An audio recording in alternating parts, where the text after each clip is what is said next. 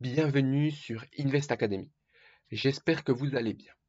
Ici, on ne parle pas de spéculation, mais bien d'investissement en bourse à long terme sur des sociétés de qualité. Est-ce que Katana Group représente une opportunité d'investissement? C'est la question à laquelle on va essayer de répondre après la publication le 17 avril du chiffre d'affaires du premier semestre 2022-2023 qui a fait un peu tanguer l'action, notamment avec des soucis sur l'approvisionnement en moteur. On va aussi revoir quelle société je préfère sur la revue sectorielle du secteur de la plaisance, notamment des catamarans. Je vous ai déjà fait les vidéos sur Beneteau et Fountaine Pajot et je vous dirai laquelle je préfère et on va faire un petit tour des ratios également, je vous ai préparé ça à l'avance. Donc Katana Group, premier semestre 2022-2023, confirmation de la dynamique d'activité avec une croissance supérieure à 30%. Un groupe serein sur ses perspectives de croissance. Donc là, on a quand même une très très belle croissance et la société est mal valorisée. Est-ce qu'on a de l'incertitude future? Je pense que la société price le futur plutôt que le présent.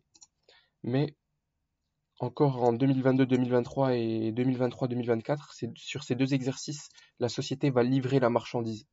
Ça va être vraiment beau, je pense. Et je tiens également à dire que cette vidéo ne représente pas un conseil d'investissement. Je suis un simple particulier qui partage son avis sur certaines valeurs qu'il apprécie.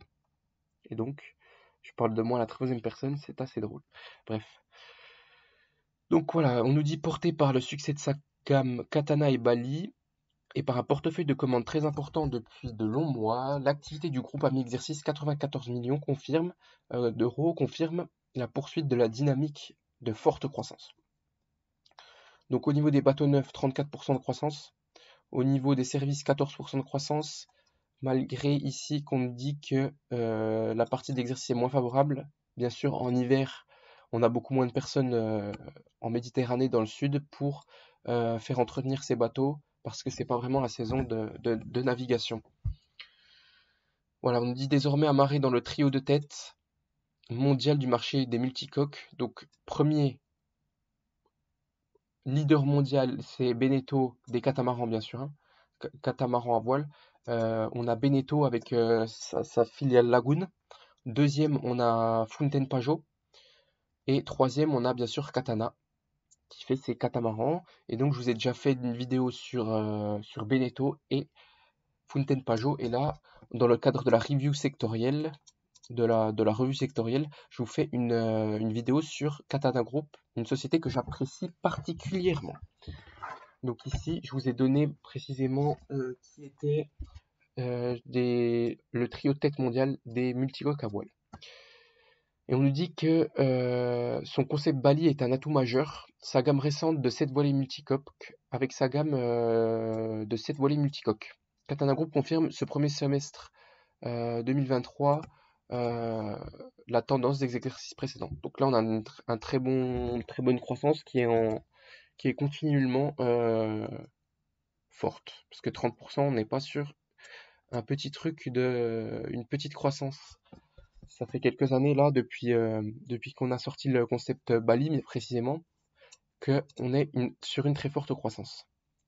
Et les Bali, je rappelle, on est plutôt sur des bateaux qui sont au minimum à 400 000 euros. C'est du rapport qualité-prix, alors que Katana, on est vraiment sur du luxe à plus d'1 million d'euros le bateau.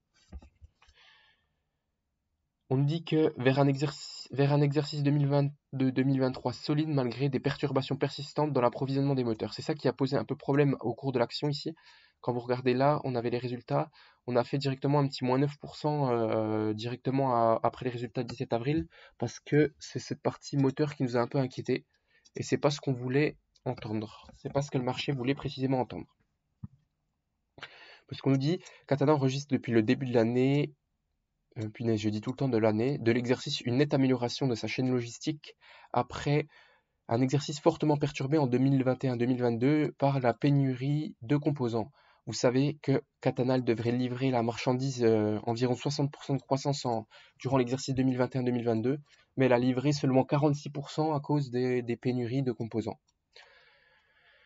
Et là, actuellement, dit cependant, l'approvisionnement en moteur demeure un point de difficulté.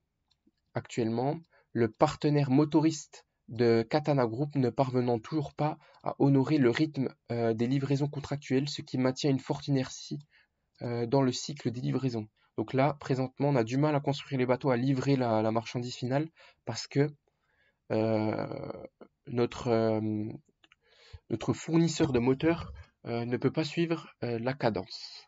Et a des soucis aussi au niveau de ses pièces, je pense. Dans ce cadre, le groupe souhaite rester prudent sur ses prévisions chiffrées pour l'exercice en cours. L'exercice qui reste... exercice cependant... Je ne sais plus lire le soir. Hein. Exercice qui cependant restera en croissance significative et une nouvelle fois très au-delà de la croissance du marché. Donc là, on ne veut pas faire de prévision, mais je pense qu'on va quand même être à 30% de croissance. Donc, faut pas s'inquiéter là-dessus, je pense.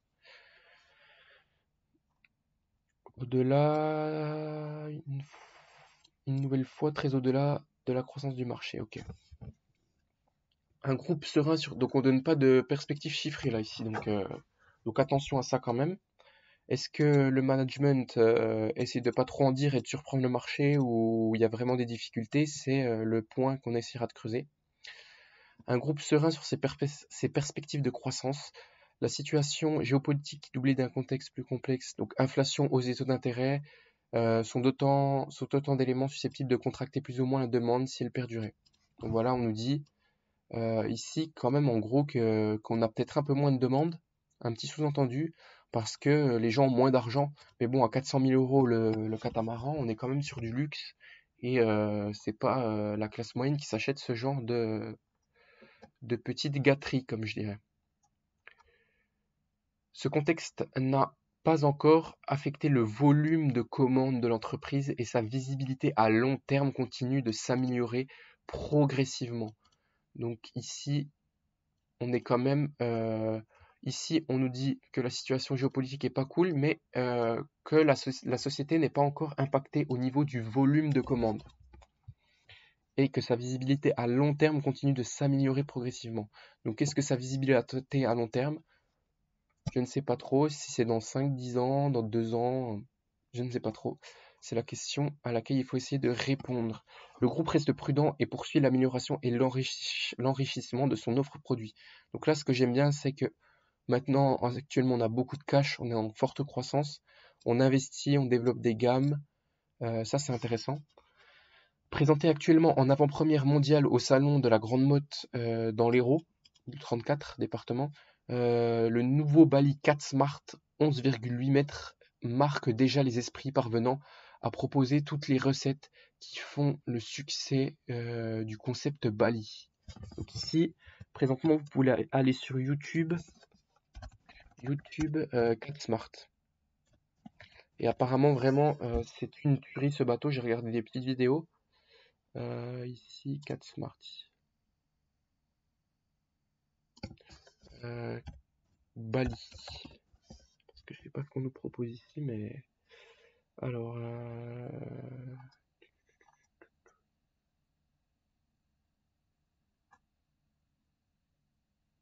Voilà, ici.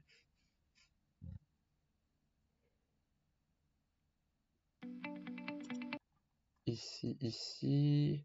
Voilà, j'aime bien cette chaîne pour aller voir un peu les marchandises que les sociétés qu'on a en portefeuille développent précisément ici. Voilà, très bien.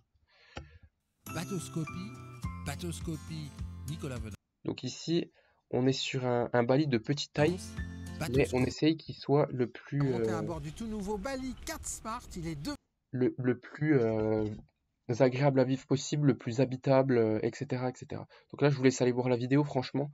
Le bateau est très très beau. Hein. Le bateau est très très beau, nouveau concept, petite taille et grande habitabilité, comme ils aiment le dire. Ici, très pratique. On est quand même sur de la qualité intérieure. Hein. Grand plan de travail. J'aime bien également les chambres ici, qui sont très très belles. Donc si vous voulez aller voir la vidéo, je vous laisse faire ceci. Mais j'aime bien regarder un peu les marchandises. Voilà. Donc il marque déjà les esprits. Donc vraiment le mec de la vidéo, je ne sais pas qui c'est comment il s'appelle, bah, il l'a dit au début. Nicolas Venance, non c'est quoi? Il le dit. Voilà, Nicolas Venance. Donc lui, Nicolas Venance, bateau. lui, il a l'habitude d'être sur les bateaux, les catamarans, tout ça, sur ce secteur. Actu nautique, ouais, il est dans le nautique. Et il apprécie vraiment ce petit 4 Smart. Et on nous dit que les premières facturations de ce bateau interviendront en fin d'exercice 2022-2023 et auront déjà un impact positif sur l'exercice prochain. Donc c'est très très très bon de ce côté-là. Cette prouesse conceptuelle sur un bateau de cette taille démontre à nouveau la volonté du groupe de rester à l'écoute du marché et de ne reculer devant aucune opportunité. Le prochain objectif en la matière portera sur le développement de la gamme Bali dans les grandes tailles supérieures à 18 mètres, génératrice d'une plus forte marge industrielle. Donc ici, on aime ça, plus luxueux, plus grand, plus cher, plus margé. C'est excellent. Katana Group disposera ainsi de la sérénité nécessaire pour préserver ses capacités de croissance, y compris dans un marché potentiellement un peu moins dynamique. L'entrée prochaine du groupe sur le segment motonautique devrait également représenter un relais de croissance soutenu sur le long terme. Donc là, est-ce qu'on fera des bateaux à moteur? Est-ce qu'on fera des moteurs? Si on fait des moteurs, ça serait vraiment excellent sur ce petit site, sur l'acquisition ici de ce site, de cette société au Portugal. Je ne sais plus comment elle s'appelle précisément, mais ça devrait être très très beau ici. Je ne sais plus si on peut voir ici acquisition.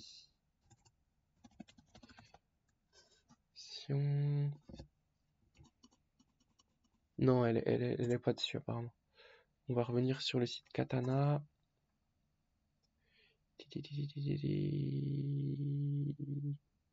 Prise de partie. Voilà, Composite Solution. Donc première étape de la construction du nouveau pôle autonotique du groupe au Portugal. Donc là, je vous laisse lire ça, mais franchement, ça peut être un très bon relais de croissance. Et moi, la question que je me pose, c'est est-ce qu'ils font des moteurs en fait? Parc éolien pour différents compartiments nautiques. Là, si je me mets moteur, voilà, et là ce qui est intéressant, c'est que le groupe n'a pas caché son ambition de développement sur les segments motonautique dans un marché où il se vend 9 fois plus de bateaux à moteur que de voiliers. Donc là ici on était un pur player du catamaran, mais on se tourne sur le motonautique. Et voilà. Alors qu'il s'apprête à enregistrer pour la 7e année consécutive un exercice nettement plus performant que le marché, le groupe entend continuer à dérouler avec confiance son plan de développement.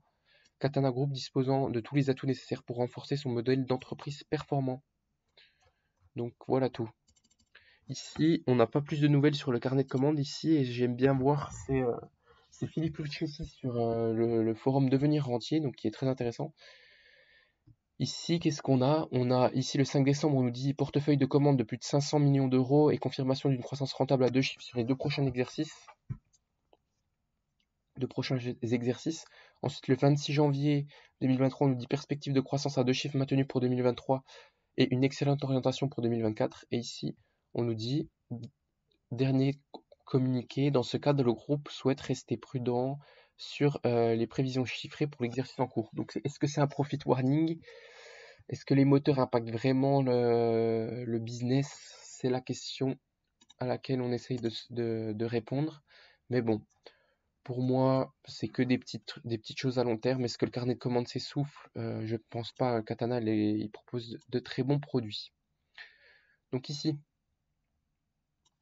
je suis venu un peu déjà remplir tout ce qu'il fallait. Au niveau de la marge opérationnelle, Katana, 15,8%. Beneteau 10,3%. Fountain 11,7%. Katana, bien sûr, winner là-dessus. Au niveau de la croissance du chiffre d'affaires sur 10 ans, Beneteau 6,53%. Fountain 19% par an. Katana 15,5% par an.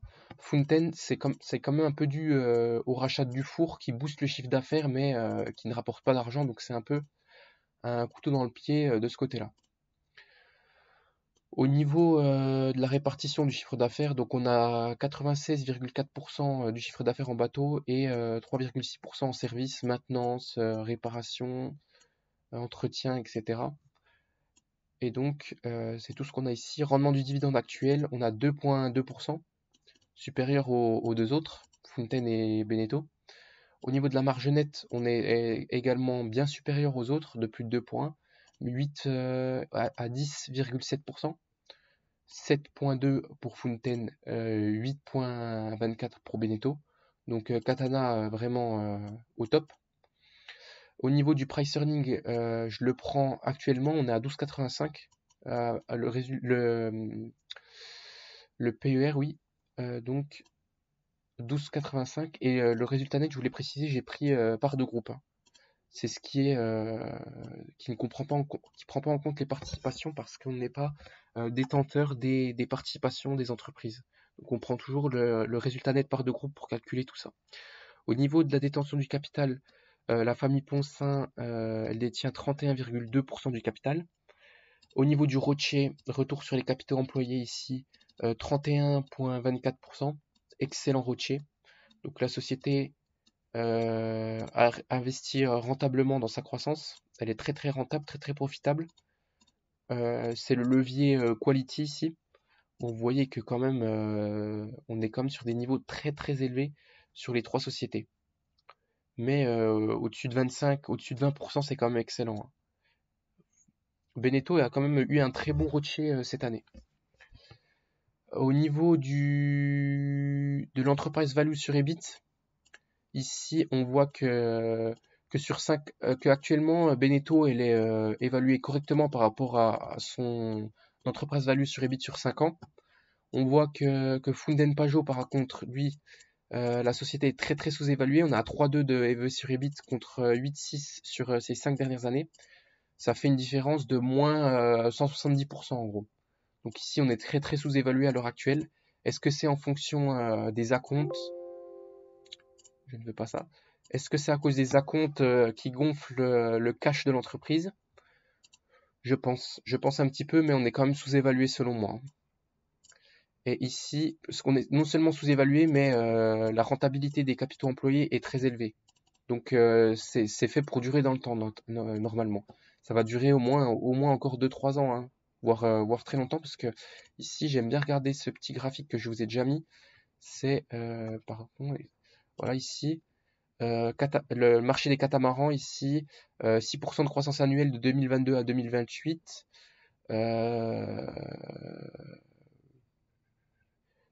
Ici, voilà, c'est tout ce que je voulais montrer ici. CAC-GR, ENA Powered Boat Segment, donc sur les segments, les catamarans motorisés.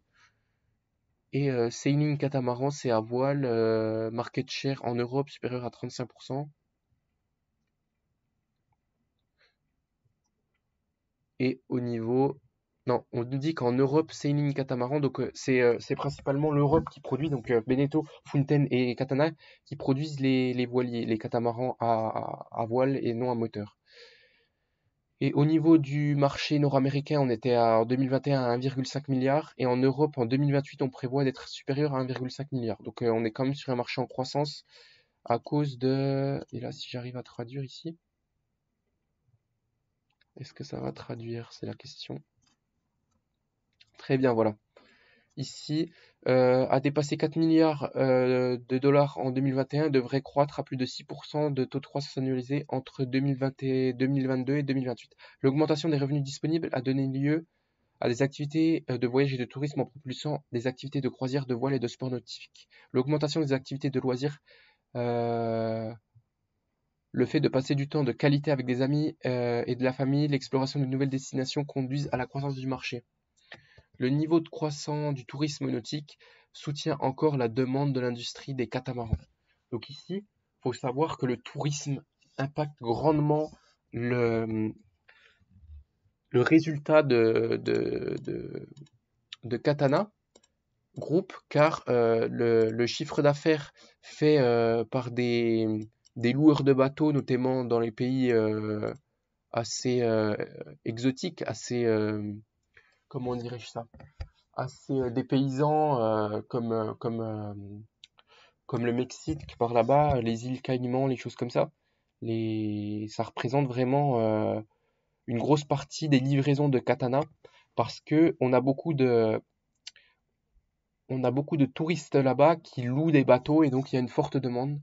Ici, si on met loueur, on va voir ce que ça donne. Si j'écris ça correctement, loueur, ça ira mieux.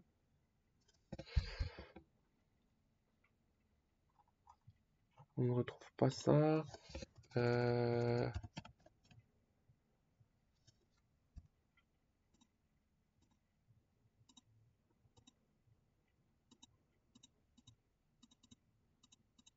Bref, je retrouve pas ça, mais c'est pas très grave.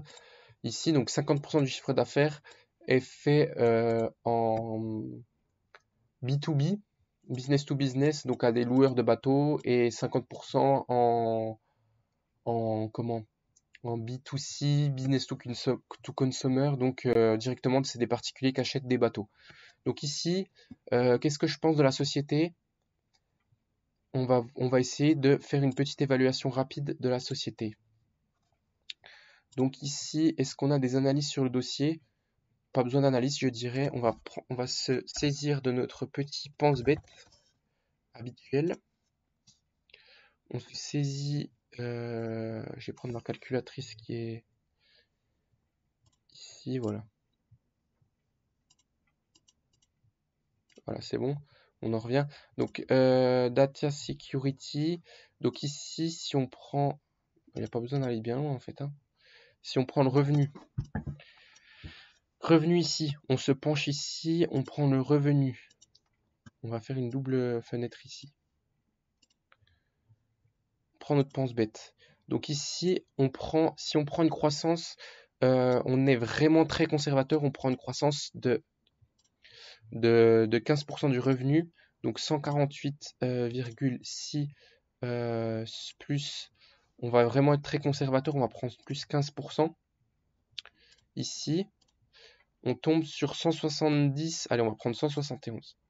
Pour 2023, on va tomber à 171 millions de chiffre d'affaires pour Katana. Au niveau de la marge nette, ici, on va se situer où? Ici, net income margin. Donc là, on a 10,70. Pourquoi j'ai plus en fait ici? J'ai noté plus ici? Ah non, 10,70 pile, ouais. On va être à peine conservateur, on va prendre 10%. Ça va être plus simple pour l'évaluation. Au niveau du price earning, ici, price earning, la société, elle s'échange assez cher ces dernières années parce qu'on a une très belle croissance et actuellement, on est vraiment, voilà, forward P, vous voyez, ici, on nous dit, on est à 8,5. Donc, on est franchement très sous-évalué par rapport au marché qui est à environ 16% comme le CAC Mid Small. Donc, c'est très élevé. Donc ici, depuis l'introduction, on est à 13,6. Ces 5 dernières années, on est à 13,5. Ces 3 dernières années, 13,3. Bon, franchement, je la vois bien aller à 15 fois les bénéfices quand même. Hein. C'est une belle société, la croissance devrait rester durable et soutenable. Allez, je prends 14 fois les bénéfices, un entre deux, entre 13 et 15. Au niveau du nombre d'actions ici, diluted share outstanding, ici, c'est très très beau parce qu'on rachète un peu les actions actuellement. Ici, si vous voyez ça, là, vous voyez, on rachète un peu d'actions. Et si on va dans le rapport, on met rachat d'actions. Donc ici, le flux net de trésorerie lié aux opérations de financement représente un débours, donc moins 10,4 millions d'euros après 4 millions d'euros de versement de dividendes et 3,1 millions d'euros de rachat d'actions propres et un débours net de 3,3 millions entre la mise en place de nouveaux emprunts et les remboursements. Donc ici, on a quand même racheté pour 3,1 millions d'euros d'actions. Quand elles ont été rachetées, je ne sais pas trop, mais si on les a rachetées pendant le crash, quand on a annoncé qu'il y allait avoir 46% de croissance au lieu de 60, là, si on a acheté à 4 euros, en dessous des 5 euros, là, punaise, là, c'est un bon point d'entrée, là. Là, ça va être très, très rélutif. Et donc, on va avoir l'earning per share, donc le résultat net par action, et qui va augmenter très fortement. Donc ici, qu'est-ce qu'on a dit? On a dit au niveau du nombre d'actions, on était là à 30,3. Donc quand on est vraiment sous-évalué comme ça et qu'on a une très bonne croissance, c'est très très intéressant de racheter les actions, de racheter ses propres actions. Ici, net debt, donc dette net, ici, on a 42 millions en cash. Donc je sais pas ce que c'est le résultat net ici que j'avais mis. Euh, Résultat net. Ici, par deux groupes, 16 millions. Je vais mettre une fois le cash. Je vais mettre 16 millions en cash, hein. Parce que j'aime pas prendre beaucoup de cash, même si ce cash il peut être très très rémunérateur pour les sociétés actuellement avec l'augmentation des taux. Les trésoreries, les sociétés qui sont cash positives, si elles placent bien leur argent, leur trésorerie, c'est très très intéressant à l'heure actuelle. Bon allez, on peut quand même monter un peu on va monter à 25, même si on a 42. Je suis quand même conservateur ici. Donc dividende yield, je vous l'avais mis ici, on a 2.2. 2.2 précisément. Et ici, si on vous redistribue la totalité des net income de l'année écoulée, ici, ici, je me place là, voilà. Donc si on vous distribue la totalité des net income en pourcentage, voilà. Ici, donc 15.9 divisé par 100. Non, mais qu'est-ce que je fais en fait? C'est avec la market cap. 15.9 divisé par la market cap actuelle qui est de 209. On va prendre 209 ici. Divisé par 209, on trouve un rendement actuel de 7,6%. Donc à l'heure actuelle, 7,6% c'est intéressant. Mais ici, si on prend les 16 millions de net income plus, on a dit 15% en étant conservateur, 18.4 ici, 18.4, ça nous ferait un rendement. Punaise, mais j'arrive pas à me... Donc en étant conservateur, ça nous fait un rendement, donc 18.4, 18,4 divisé par 209, ça nous fait un rendement de 8,8% à la fin de l'année écoulée. Si les résultats sont bons, sont assez moyens, donc 15% de croissance. Et si on prend 20% de croissance, par contre, 16, si on prend 30% de croissance, pardon, plus 30%, ça nous fait 20,8 et donc ça nous fait un rendement de 10%. Donc ici, qu'est-ce que j'avais fait? Donc ici, si on prend 15%, j'avais dit, je sais même plus ce que j'avais dit au début. Ici, donc là, franchement, ça nous fait un rendement de 10% si vous espérez 30% de croissance. Donc là, si je reprends 16, hop, si je reprends 16 plus 15%, ici 18.4, ici 18.4 divisé par 209. Donc là, en étant conservateur, on a un rendement de 8,8%. Donc ça représente quand même une belle opportunité d'investissement au cours actuel. Donc ici, maintenant, je vous mets ça avec un PER ici de 14, comme on l'a dit. Avec un price earning de 14, on se retrouve tout de suite pour l'évaluation. Je vais prendre ma fenêtre ici, puisque maintenant je préfère cette fenêtre à la calculatrice. Donc ici, on se place ici. Si on se fait 171 fois la marge nette, donc 0,01, non, j'ai l'habitude d'avoir des marges nettes inférieures à 10%, donc c'est pour ça que je me trompe un petit peu, voilà. On fait fois 14 fois les bénéfices, on rajoute un peu de cash net qui est de 25 millions, donc un peu plus d'une fois le net income par année. On tombe à 264,4 millions et on divise tout ça par le nombre d'actions qui est de 30. Qu'est-ce que j'ai fait?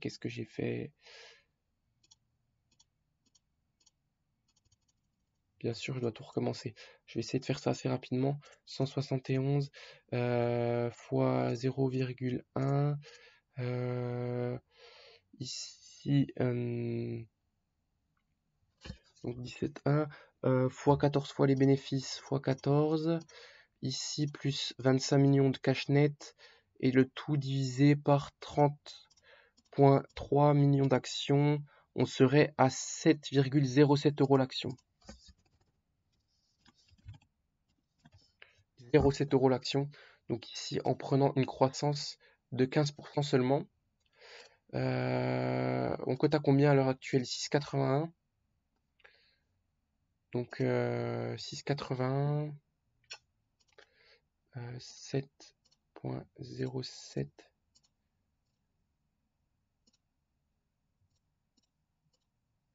Ça nous fait un upside de 3,8% actuellement avec cette évaluation.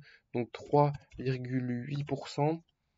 Mais moi, je tablerai quand même sur une croissance de l'ordre de 20%. Donc là, si on se retrouve ici, on était à 148 millions d'euros. Si je prends ici les revenus,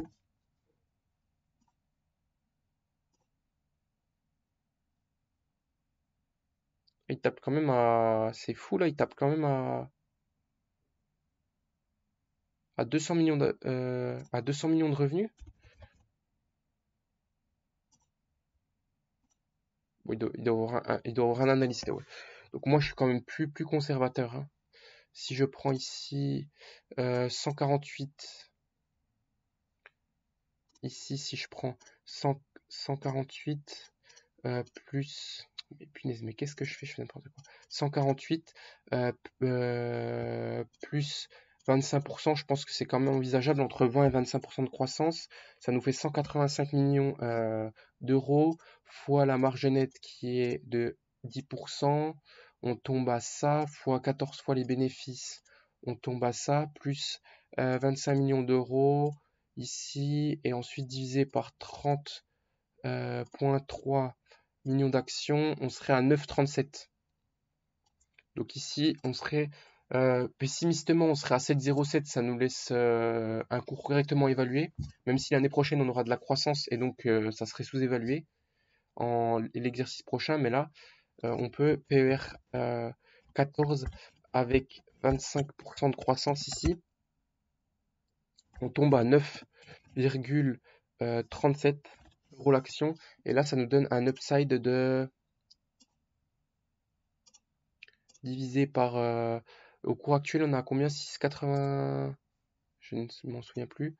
6,81. Donc au cours actuel, 6,81.